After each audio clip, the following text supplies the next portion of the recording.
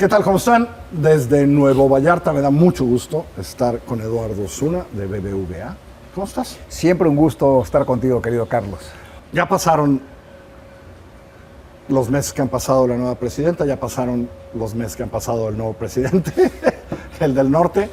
Me leo cada vez que ustedes mandan estos análisis, tal. ¿Cómo estás hoy? ¿Más tranquilo?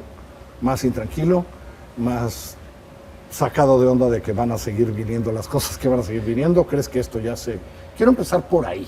Bueno, yo creo que, no sé si lo puedo describir si tranquilo. Ajá. Lo que tengo es claridad Ok. de que vamos a ver un periodo de incertidumbre todavía de muchos meses. Eso sí lo ves. Lo veo clarísimo. Y sobre todo te diría, a ver, nuestro escenario de la incertidumbre, y entonces en ese inter, pues algunas veces más tranquilo, otras veces menos tranquilo, es 25 y 26. Y hay varias lógicas. Tenemos un problema global y local.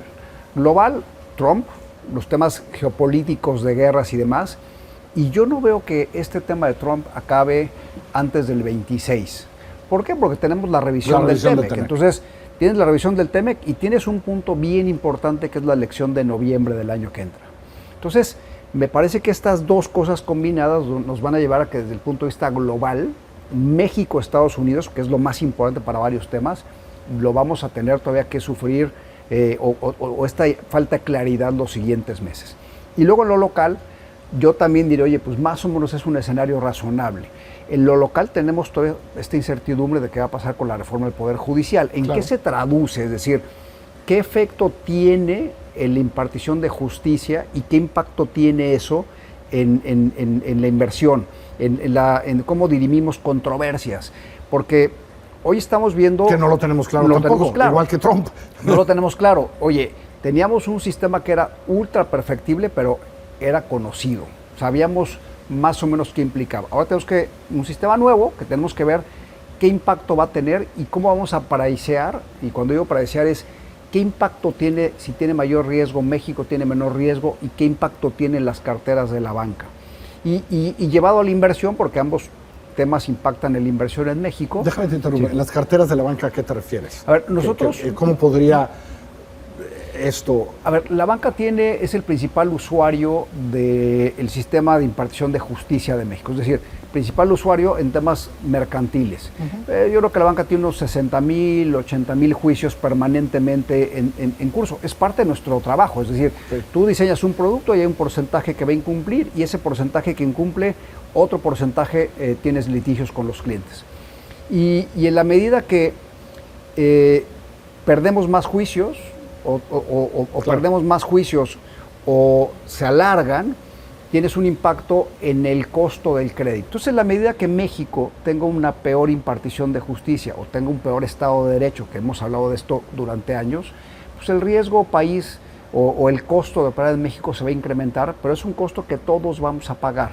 Hoy vemos un freno en la inversión, llevamos meses con este freno en la inversión y se empieza a ver ya en las cifras, porque todos los actores de la economía, y cuando digo todos es casi todos, especialmente los empresarios mexicanos, pues están esperando a ver cuáles son estas reglas del juego. ¿También tiene que ver con Trump? Tiene que ver con las dos cosas. O sea, por un lado tienes a Trump y por otro lado tienes la situación local. Y en algún punto se comunican, pero casi las podríamos poner aisladas. Casi podemos decir, un tema es los aranceles y la falta de certidumbre de la inversión global, porque Trump está afectando las dinámicas globales, y luego el tema local, que es muy particular de lo que ha ocurrido en estos meses, y todo el mundo de manera racional está esperando. Oye, me espero a ver cuáles son esas reglas, qué impacto tiene, cómo priceo, y cuando digo cómo priceo es este costo país que puede ser a la baja o a la alza, ¿no? En el caso de Trump es qué ventaja arancelaria vamos a tener. Pero no ves que esto medianamente se aliviana hasta el 26, dices. Yo creo que TEMEC, tal, y en el 26 empezaremos a ver cómo funciona el nuevo sistema judicial. Correcto. Eso yo creo que es un periodo de planeación razonable. De manera paralela, hombre, la economía sigue caminando y la gente consume y la gente compra coches y entonces sí, yo no diría, hay un frenón de la inversión, pero sigue habiendo inversión. O sea, al final la dinámica económica de un país sigue caminando y sigue habiendo plantas que están llegando a México porque requieren incrementar capacidad instalada porque lo tienen que hacer hoy. BBVA en el 25 voy a invertir mucho más dinero que el 24 porque yo estoy construyendo mi futuro.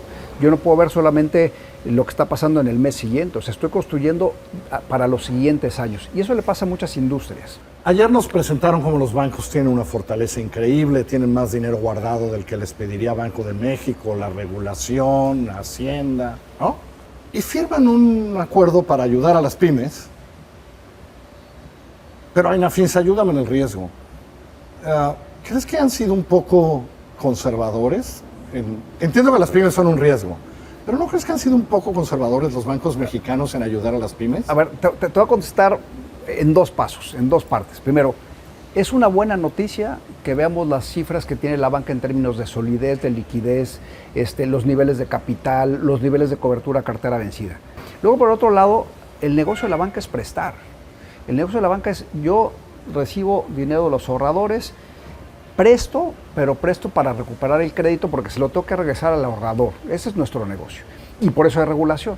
Por eso hay una regulación prudencial que protege al ahorrador y protege al cliente del lado del activo, pero principalmente protege al ahorrador para evitar que haya una quiebra en el sistema de pagos, que en México la vivimos en el 94. Entonces, en todas las economías, la banca es un gestor de riesgo de crédito, de riesgo de balance, de riesgo de mercado, de riesgo de tasa, de riesgo de divisas. Este es nuestro trabajo. Si están tan poderosos, ¿no podrían tomar un poquito más de riesgo? Ese es nuestro trabajo. Pero simultáneamente en todas las economías lo que tenemos es banca de desarrollo que te ayuda a entrar a segmentos donde hay un riesgo que no es tan medible. Y entonces de manera conjunta repartimos los riesgos. Entonces por eso este temor. En México, en el tema específico de pymes, o sea, la ley nos pide que demostremos que ese crédito que vas a dar lo puedes cobrar.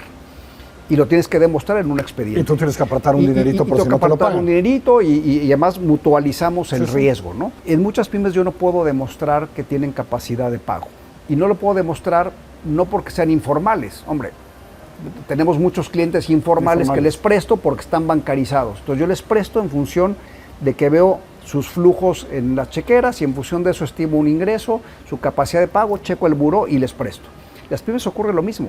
Yo tengo muchas pymes que yo tengo que demostrar que están con un certificado, o sea, tengo que demostrar que están dados de alta en Hacienda, no tengo que checar cuánto pagan, pero sí tengo que demostrar y tengo que ver además, porque es manejo del riesgo prudencial, sus flujos en las chequeras y en función de eso, o les pido proyecciones financieras, depende del tamaño de la empresa, y entonces en función de eso les presto. Me parece que entendiendo lo que digo de la regulación, nuestro negocio es prestar y demás, hay mucho trabajo que hacer, pero el reto no es prestarle a las pymes, el reto es bancarizar a las pymes, generar los incentivos para que decidan abrir una cuenta y que no tengan miedo a la trazabilidad que implica abrir una cuenta. Y eso pasa porque también tenemos que mandar los mensajes de, oye, no nos debería interesar Pero ese es un miedo histórico en México. En México. Porque ayer que veíamos la cantidad de efectivo que se gasta, ¿no? Claro. Todo el mundo dice, perdón, ¿no? Deberíamos de hacer... Ya es pregunta que no hago. Llevo 17 años viniendo a la convención, ya no hago sobre por qué hay tanto efectivo. Es una pregunta que ya no hago porque estamos perdidos. Me queda claro que no se arregla. Pero te voy a decir una cosa, como sociedad, como iniciativa privada, como gobierno, tendremos que hacer un choque frontal contra el efectivo. Porque cuando queremos combatir la inseguridad, bueno, yo no veo ninguna transferencia que diga pago de extorsión, no la veo, o sea, ¿no? No. O no veo, oye... No, no hay. Revisa, que busquen los de cuando dice concepto. Pago para que no maten a mis familiares. Claro. Oye, ¡ta madre! Pago de la corrupción todo que me es están efectivo. Todo es efectivo. Entonces, cuando uno ve por qué una sociedad... Primero, es muy ineficiente el uso del efectivo. Combatamos el efectivo, tenemos cosas muy positivas que le duelen a la sociedad mexicana, la inseguridad, la corrupción, la falta de recaudación del gobierno. Y luego cuando vemos el nivel de desigualdad de este país, pues una parte se explica por la informalidad. 55% de la gente es informal, produce el 25% del PIB. O sea, quiere decir que el otro 45% produce el 75% del PIB y ahí ves la desigualdad de la riqueza y del ingreso. Y si lo ves por regiones, el otro día revisaba unos datos, en Nuevo León el 70% de la gente es formal. Claro, en el sureste el 80% o el 70%, depende del lugar, es informal. Porque entonces así ahí ves el desarrollo, claro, ¿no? También, y así ves las desigualdades. O sea, la formalidad tiene una correlación directa con el ingreso y por tanto, con el desarrollo de la persona y de las familias. Entonces, yo creo que como sociedad tendríamos que ponernos muy obsesivos con este tema del combate al efectivo. Última pregunta. Se lo pregunté al secretario de Hacienda, le dije, creo que eres demasiado optimista. Le dije, es mi trabajo un poco. ¿Cómo estás hoy, después de cambio de gobierno en México, cambio de gobierno en Estados Unidos, todo lo que hay? Hoy, tú y yo platicando. A ver, para estos 2 próximos años, para la banca, para el país, ¿cómo estás? Yo creo que hay que ser realista y en una parte los datos dicen que hay que ser pesimista y en otros optimista. Me voy a explicar, o sea, no quiero parecer Cantinflas. Bien. Yo creo que este año tendremos una caída de la economía. Okay. Los datos ahí están muy claros y la caída del empleo que estamos viendo, o el menor crecimiento del empleo ahorita, la caída de la inversión y los datos de consumo que están muy claros. Nuestro mejor estimado hoy en BBVA es que la economía va a caer menos 0.4. Y nuestro reto es que el 26 nos recuperemos lo más pronto posible, pero tenemos 2 años de un periodo de incertidumbre importante, entonces ahí está mi pesimismo. Por otro lado tenemos el Plan México, que yo diría es un buen plan de política pública, podríamos llamarlo así, es un buen plan anticíclico en un gobierno que tiene poco margen fiscal. Claro. Entonces empezamos a hablar públicamente y escuchar de estas inversiones mixtas. Un sector privado que quiere invertir, la banca que tiene capital, y cuando digo la banca debería decir el sistema financiero que tiene capital, liquidez, el sistema financiero ampliado, los bancos, las Afores, la banca de desarrollo, los fondos de inversión que están en México, empresas que saben hacer su negocio, y tenemos una coyuntura que podemos aprovechar porque México tiene un déficit importante de inversión en energía, en carreteras, en puertos. Este tema de las pymes que acabamos de hablar. Ahí digamos, es donde eres optimista. Entonces soy optimista y digo, ojalá la coyuntura nos obligue a hacer bien las cosas y que nos pongamos a trabajar en los siguientes meses para que cuando pase esta incertidumbre de los siguientes 24 meses, los deberes que no hemos hecho en años los tengamos resueltos. Porque si en el año 27, supongamos que lo que digo ocurre, oye, hay que traer la inversión. Vamos a ver qué pasa en el mundo y vamos a ver qué pasa. Exactamente. Querido Carlos, siempre un gusto. Gracias. Muchas gracias a todos. Hasta luego.